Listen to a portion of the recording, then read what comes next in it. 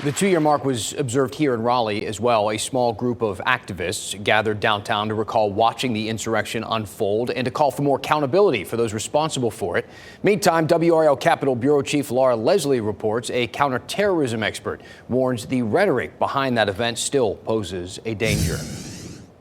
On the second anniversary of the Capitol insurrection, voting rights activists gathered at the federal courthouse in Raleigh today to talk about what needs to be done to make sure it never happens again.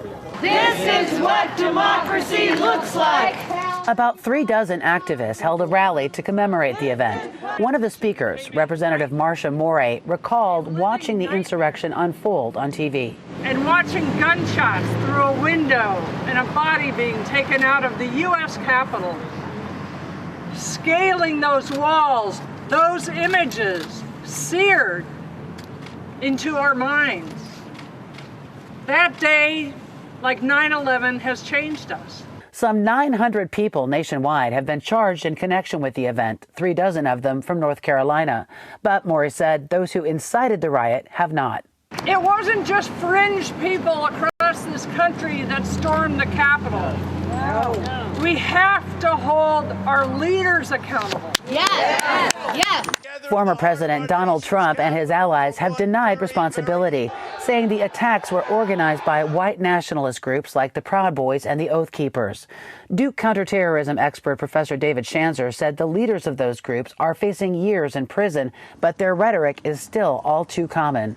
The stoking of violence, getting people angry and afraid about political issues, that the people are on the opposite political side are trying to take away their way of life.